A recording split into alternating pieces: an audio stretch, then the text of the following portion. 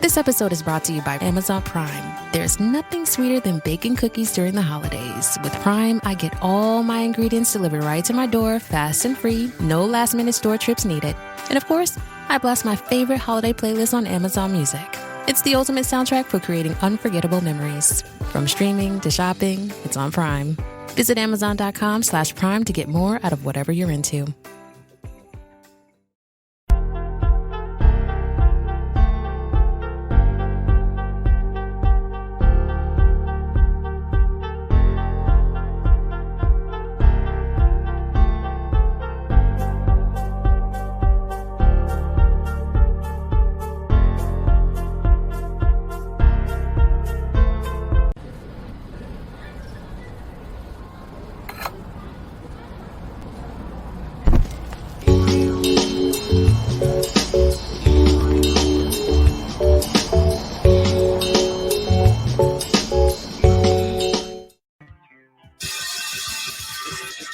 All right. Welcome back.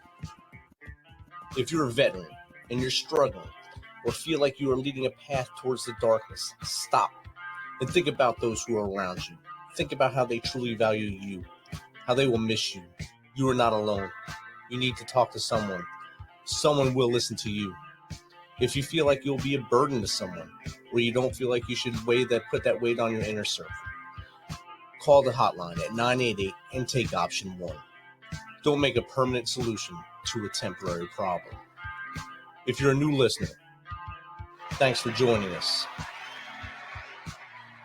Please subscribe to our show on your favorite podcast apps. And don't forget to subscribe to our YouTube channel at _MisFitNation. It's _MisFitNation. This will keep you up to date with our latest news, episodes, and of course, our great guests. Speaking of which, our next guest is an author, coach, trainer, yoga teacher, entrepreneur, and co-founder of Endless Stages. His first entrepreneurial gig was selling blackberry pies door to door when he was just 6 years old. Over the years, he has dabbled, more like dove into, photography, real estate, option trading, coaching, and yoga. One of his passions is to help as many people as possible get their message, story, and voice out to the world.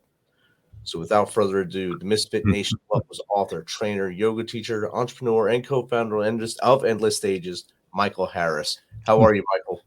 I'm great, Rich. It's wonderful to be here. And I've listened to some of your shows, and I was listening to your intro again, and I really appreciate what you're doing for not just the members in service, but everybody and the veterans. And I was never able to go into the world of the military. I have friends in the military. We're at Bagram in different places. And,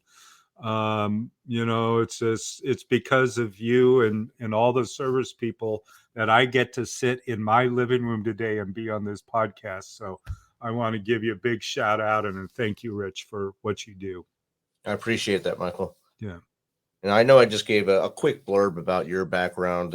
If you'd like to expand upon that a little more so people would understand a little better where I was going with not just the blackberry pies. I mean, that's amazing at 6 years old, hustling at 6 years old to sell pies. But what's the rest of your background then, and how did we get to where we are now? Yeah. Well, I want to get to the stories. We touched on that before our call here. I grew up in Portland, Oregon. My dad was an entrepreneur. He had several businesses. He had about 100 gas stations and couple heating oil companies. He was essentially an oil jobber, middleman, buying low, selling high. And so I grew up in that world of entrepreneurship. And even at 6 years old, I had this idea because we had all these blackberry bushes, and my mom, made the best pies in the neighborhood. And all my friends, all the neighbor friends wanted to have Mrs. Harris's blackberry pie. So I made a deal with Mom that I'd go around the neighborhood, sell them for $1. She'd get 50 cents and I'd get 50 cents. I'd pick the berries, she'd bake them, and I'd go and sell them. And, I'm convinced, Rich, that the Girl Scouts stole my line, because what's the famous Girl Scout line? It isn't, do you want to buy a box of cookies today? It's, how many boxes do you want to sell or do you want to buy? So I was saying that back when I was a kid, and see, this was 64. And I was saying, how many pies do you want to buy? Don't you need an extra pie to put in the freezer? So I got that early on, and went from there. Dad always said, find something that people want to buy and sell it to them. He says it's that simple. Don't overcomplicate it. So I learned that early on from my dad. And then as I grew a little older, I was always really athletic. We had some property in the neighborhood, and Dad built a baseball field on our land for the neighborhood. So it was really nice having that growing up as a kid. And then at 12 years old, I was a hotshot water skier, and I ended up hitting the beach a little bit too hard doing a beach landing one day, and I had 60% of my liver removed, 21 blood transfusions, coma, a near-death experience, died and came back. And this is where the story part starts, Rich, because I became really angry. And, I went from this 12-year-old, really active kid to feeling like I wasn't worth anything, and my self-esteem was, lower than the concrete, lower than the blacktop, and just really struggled. And I ended up diving a lot into drinking and some drugs and going down that route because it made me feel all powerful, all strong. And, it was covering up all those insecurities and all that self-doubt that I had. And I got into a little bit of trouble, not a lot. I probably got away with more than what I got in trouble for, but ended up with a couple of DUIs and, that kind of stuff. And I'm kind of making a longer story shorter here, Rich, but in 1986, I ended up with peripheral vascular disease. I could barely walk. I showed up at the hospital at OHSU, Oregon Health Sciences University, and they told me that they might have to cut my right leg off of my left foot because my right leg had blocked 100%. My left leg was blocked 65%, the popliteal arteries in my legs. I could barely walk. Wow. And I told them in no uncertain terms, I said, F you, you're not taking my legs. It's not going to happen. But they ended up doing a bypass surgery on both my legs, which helped. They wanted to do more surgery. And that's where I really refused. And I walked out AMA against medical advice. I don't know whether I was stubborn at the time, Rich, or there was something bigger for me, but I knew that I couldn't keep having surgeries, and that's really where things began to change. I had another doctor at a rehabilitation center down in Santa Monica. I was living in Portland. I found out about this place. I went down there. And he said, just get up and walk. And I said, well, what do you mean? It hurts. And he says, yes, I know it hurts. Just get up and walk. So he said, go out on the boardwalk, since it was right there on the beach between Santa Monica Pier and Venice Beach, Marina del Rey. And he says, just start walking. Well, at the time, I could walk about 10 feet, literally about 10 feet before I had to stop. But there was something that was going on down there, Rich, at the beach that kind of motivated me. And it was called Girls on Rollerblades. Right? They're up and down the boardwalk, this is 1987. And I'm thinking, wow, this is pretty great. I'm going to stand up tall. I'm going to walk tall. I didn't want to be the 97-pound weakling on the beach. I didn't want the sand kicked in my face, right? So within 2 weeks, I was walking 2 miles without my cane. I mean, it happened that fast. And so I started getting some of that self-esteem. I mean, I was still struggling with it, but I certainly felt a lot better because, again, I mean, I was really in the dumps, and I can't imagine, what, our service members have gone to that have been in Iraq or Afghanistan or other locations that have experienced what they've experienced. I consider what I've experienced more like a, getting scratched maybe a little bit by the blackberries, compared to what I know goes on in the different theaters and everything that's going on out there. And so even though I've had my own experience, I still kind of look at it like, oh, yeah, but this person got their leg blown off, or something like that, IED or what, just all of that. And I can't imagine that. And over the years, you mentioned that I'm a yoga teacher. As part of my process, I ended up teaching yoga starting in the early 90s, ended up with a couple yoga studios, and always let the veterans come in at no charge. And for the main reason of, the service that everybody's provided, that they were given. And I knew that the minds were struggling, the PTSD and everything else, and feeling unworthy at times, feeling rejected by the public. And it's just like, it makes me upset when the public rejects service members. It doesn't matter what the politics are, right? Right. I mean, it's out on the front line, and it's, again, protecting this, that I can talk into this microphone with freedom and talk about anything I want. And that's not allowed everywhere in the world. You even say the word war in some countries, you're going to jail for 15 years. Yeah. That's bullshit. Excuse my language, but I think I can say that on this show. Yes, you can. So this idea of story came to me, and somebody kept telling me that I should write my story.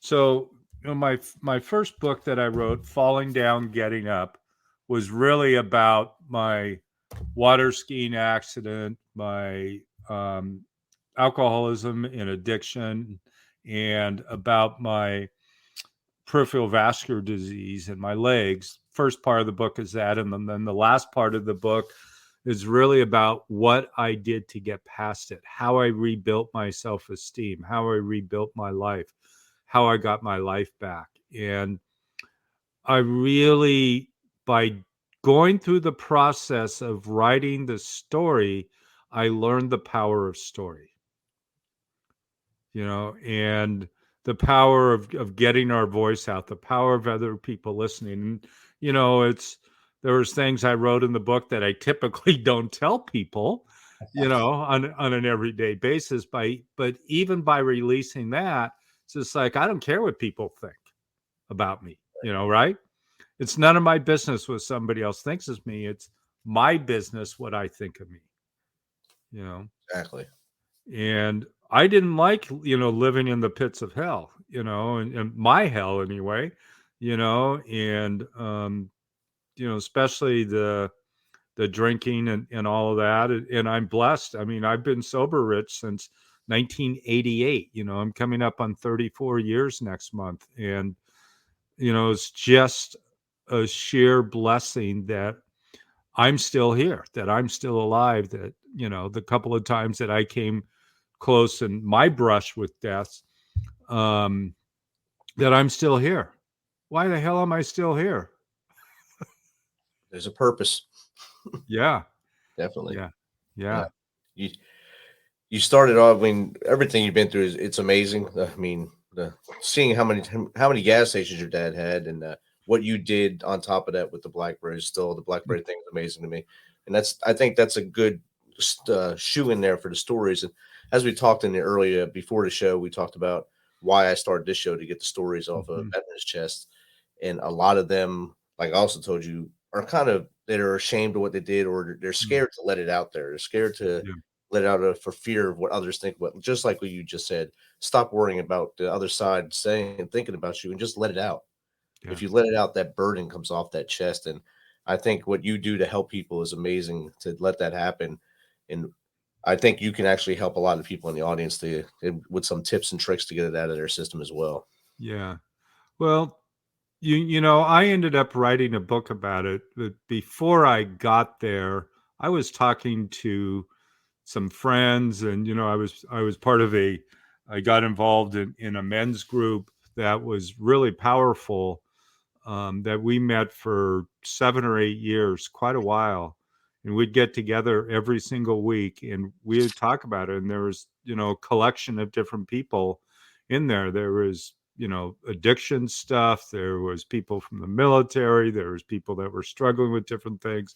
So it wasn't just one thing, but it was men coming together and being able to relate to each other with their stories. And like I heard you say, I mean, when we hold it in, I mean, it struggles more. When we get it out, it tends to release that energy, because it grabs a hold of us. And it's said that we have issues in our tissues, and those issues causes problems. It's PTSD, it causes us back pain, it causes us emotional pain, depression, anxiety, the whole 9 yards.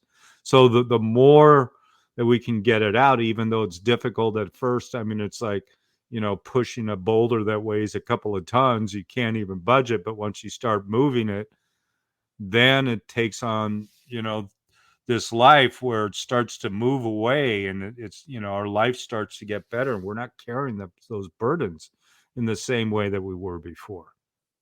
Right. And it took once I admitted that I had PTSD issues and finally went to get help, it took probably 3 different tries to find that right fit to get help. So I didn't want medication. I didn't want someone just to sit there and tell me, I know how you feel. I want someone to actually just listen to me. And I found a doctor that did that, and he had me relive every event that I've been through. And that helped more than I ever thought anything would ever help. I walked out there like I was walking on air, just walking out every time. Each day we do one story, and by the time I was done, I said, I'm good. I feel 100% better now. Thank you, brother. That was it. Yeah. And that's a huge testament to what happens, when we are able to find that place to just let it go. And, like you said, in your case, having to go through and relive some of your experience. Right. I can't imagine, what goes on. I mean, all as I know is what I see on the news. Right. And what some of my friends have told me. I mean, like my friend, I mean, she's a captain in the Air Force, and they said she was at Bagram, and she told me some of the stories, and she had done some intelligence stuff and some other things, and it's like I said, I can't imagine it. And no two people experience something the same way either. So even your near death experiences you had, someone else could have went through the same thing and just quit. Yeah. Because they didn't have the mindset, or like you said, you were stubborn. But it's a mindset thing. It's not stubbornness. It's a mindset thing that pushed you to say, hey, I'm not ready to just give up right now. I'm moving forward. And some other people would not move forward at that point. Yeah. And, I've talked to a lot of people that, been through a lot. And, of course, suicide's a big issue, and suicide awareness. And certainly I've had friends that have taken their own lives, sadly taken their own lives. And, I've come to a place, even with that, a really much deeper understanding. We can die of cancer, we can die of heart disease. Yes, suicide's taking our own life, but I don't blame anybody for doing it. Just like I can't blame anybody for having cancer. Right. Right. I mean, it happens, and you know, when we pass, and the day that I pass, or anybody else that's struggling with something, in a way, it's the final cure. But that doesn't mean that I want to go before I die in its natural course of events. Whether it's old age or car accident or getting hit by a comet. I mean, I don't know. None of us really know how we're going to go. Right. And, it's kind of a blessing that we don't know. Exactly. I mean, never thought of getting hit with a comet, but that's a good segue there. you just don't know. And that could happen. It's obviously comets are there and they could happen, or an asteroid can fall, or some piece of metal from a plane can fall out of the sky, and next thing you know, you're pie on the ground. So Yeah, who knows? Yeah. right. Yeah, Yeah. blackberry pie on the ground. That's a waste of a perfectly good pie. Yeah. You know, it's interesting, Rich. I noticed maybe it's been a month or so ago now where NASA nudged that comet. You know, they sent something up there to see whether they could nudge it.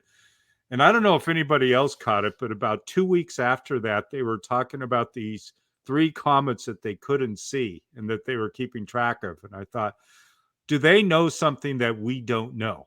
Right. Right? Was that a big test? But they're not telling us that the big one's coming, you know?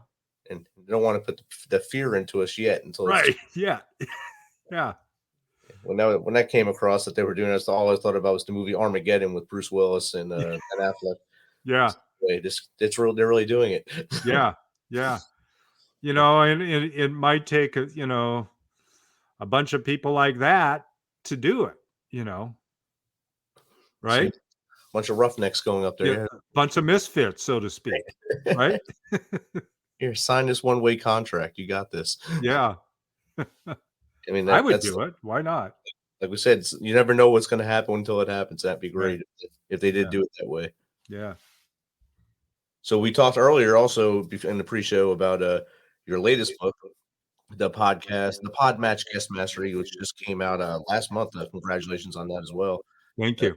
if you want to show that and maybe talk about that a little bit and what inspired Yeah. you. To do that. One of the things it's actually my third book was this Podmatch Guest Mastery, and I was really blessed to be asked to be one of the authors of that book. There are 16 authors in the book, and the book is really all about getting your message and story to the world. And you know, we touched on this a little while ago. It's like I have this huge passion for getting our stories out because maybe my story will help somebody. You know, maybe one of your other guest stories will help somebody. Somebody won't be helped by mine, but they'll be helped by yours.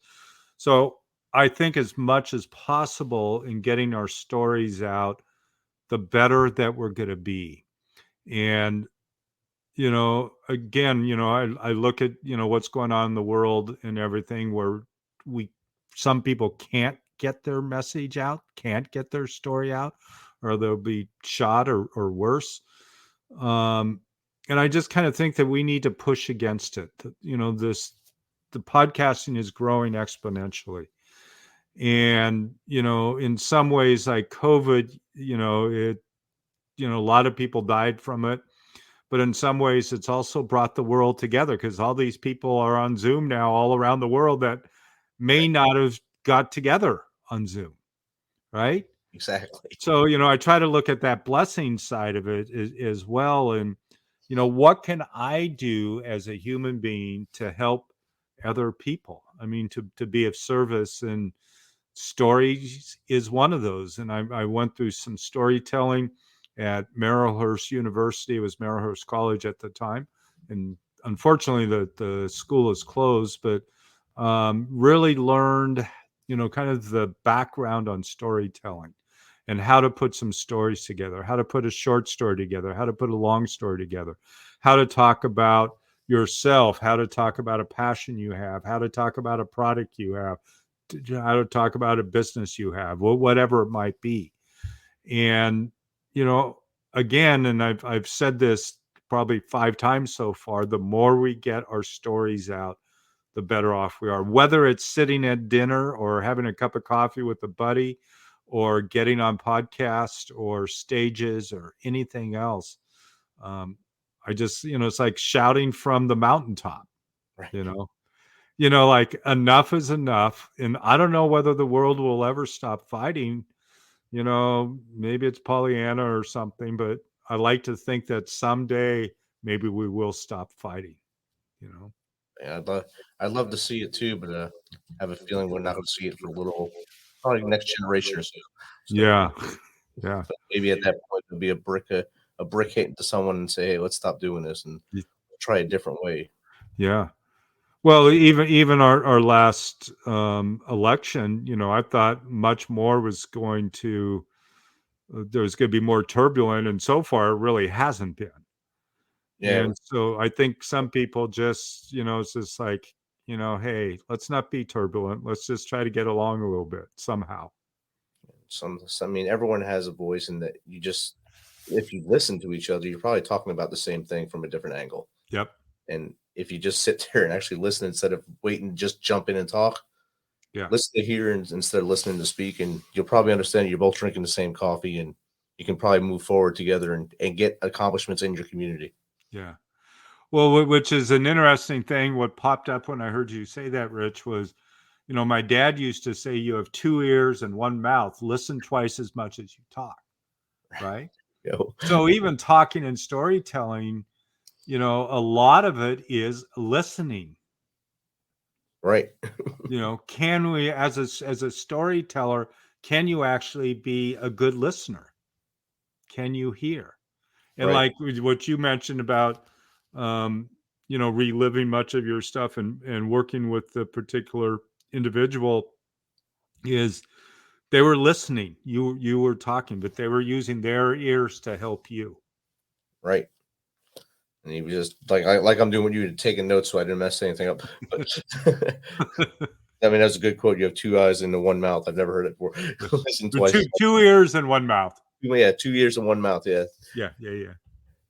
I mean, that's amazing. That's a great quote. And your dad hit the nail on the head with that one. Absolutely, he did. Yeah, Yeah, that was yeah, great advice right there. And in my work office, I had put on the board, listen to hear, not to speak, because there would be so many people trying to one up each other in my office. yeah, Oh, I heard one word in that sentence. I got to say something I did 27 years ago to make it better. Okay. yeah, Thank you. All right. I'm back to work then. Because yeah. if you don't care about my story, I don't want to listen to yours. Right. Exactly. So, Yeah. your first time getting on the stage after you wrote your story, how did that feel to get up on that stage in front of people and just exhale and talk to a group? I can't say that I always liked it because I had that fear and that self-doubt. But even though like that early on where I'd have that self-doubt, I would have my confidence this much higher. So the self-doubt, I don't know if it ever goes away, but if I can allow the confidence part of me to be bigger than the self-doubt, then the self-doubt just kind of sits there, doesn't do anything. It doesn't like bite at me and affect me, right? Because I'm confident and I take that step forward, not sometimes literally, but figuratively take that step forward and really trust that everything's going to be okay no matter what. Even if I stumble my words, which I have. I mean, every speaker has stumbled their words one time or the other. I don't care who you are or how good of a speaker you think you are. You stumble your words. It's just the way it is. And knowing that as well helps me a lot, that, oh, I don't have to be perfect here every time. I can just be me, right? The Right. more me I am, the better off I am. And we're all human, so we're going to make those errors. We're going to stumble over words. Even if you sit and prepare in front of a mirror for hours or days on end before that big speech, you're still going to get up there and you might catch one person's eye and lock eyes with them, and all of a Yeah. sudden you forget what you're saying at that point. And you have to back up and take a drink of water and say, pause and come back, or Yeah. turn a different direction and speak again. So that Yeah. everyone has a tip or trick that they do. What would be some tricks that you have used to get yourself through like the hurdle like that? That's a great question. My one of my business partners, Sean Tyler Foley, he wrote a book. I happened to oh, I think I have it here. Yeah. Called The Power to Speak Naked. Right. But it's not really about speaking naked. And the last thing that I want to do is to look out in the audience and think of them as being naked. Right. Right. It's just like, oh, just look at your audience like they're all naked. Well, I don't want to look at these naked people. Maybe a few of them, but for most of them, I don't want to look at them. Right. Right. Right. So, it's an interesting question because I have prepared lots of talks, and I remember one talk that I was doing, and they said, "Well, can you submit to us what you're going to say?" And I says, "I really can't. I don't know what I'm going to say until I get up on the stage, and I'm just going to say this is going to be my general topic." And I've been good at that topic. And when I got up, then I was just able to talk and let it flow, right? Rather than thinking, oh my gosh, I missed that sentence, I missed a word. So one of the things that I like to do, and I will do this sometimes, is like, and I even did this for our show too, and I do this when I'm on podcasts, so anybody else that's on podcasts might take a note on this. It's like, I went and I checked out your podcast, I listened to 4 of your podcasts. I listened to John Richards was talking about a lot of stuff about equity and starting his business, and he knew what he was going to talk about. Matt Sinkovitz, I think is how you say his name. He was talking about porn addiction. Gina Sircone, which was a yoga teacher, nutritionist. So becoming familiar with your platform and your show helps me understand how better to have a discussion with you when it's our turn. Right. And then making a few bullet points about maybe a couple of things that I want to drop in and talk about.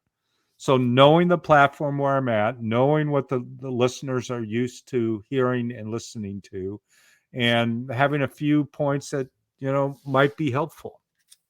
Definitely. I think all that being the preparation portion, especially if I'm going to be a guest on the show, I'd like to know, like you said, know how their flow is for one, because that adds it to the comfortability of it and makes you more adaptable to it if you understand how they approach it.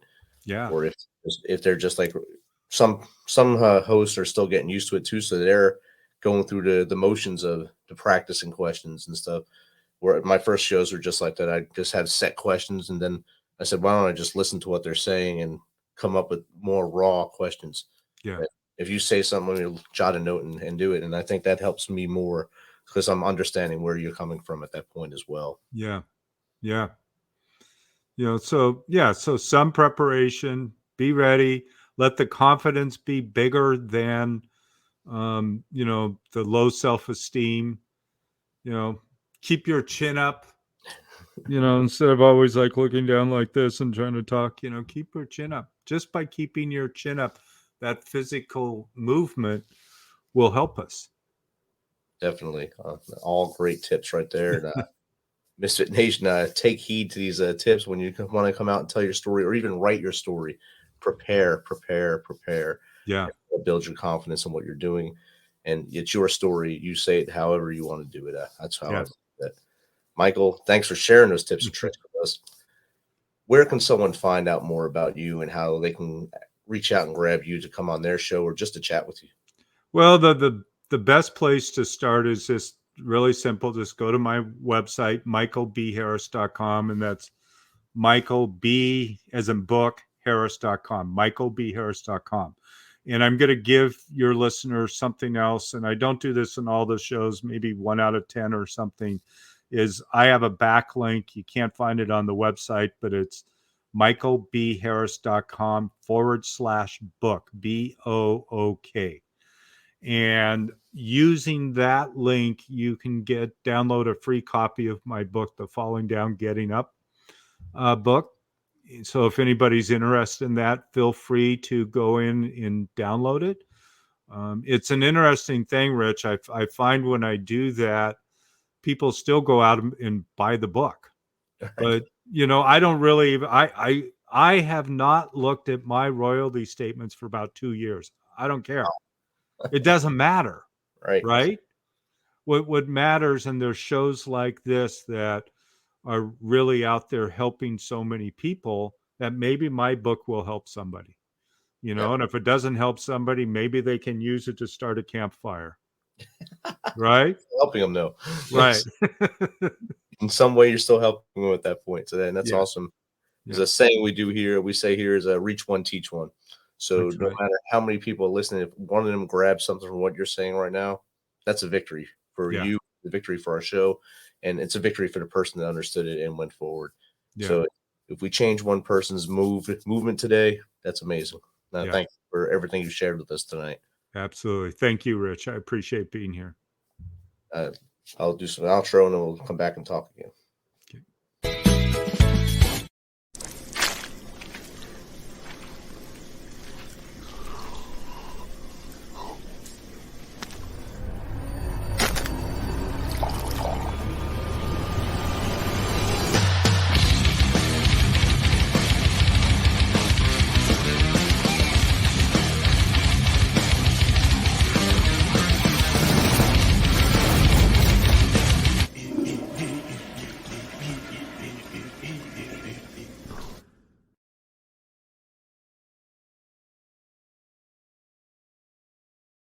Thanks for checking us out and being a part of the Misfit Nation. Don't forget to visit our website at themisfitnation.com. It's themisfitnation.com to catch up on all of our episodes and also to get some of that great Misfit Nation gear. As always, be humble, stay hungry, and keep hustling because we are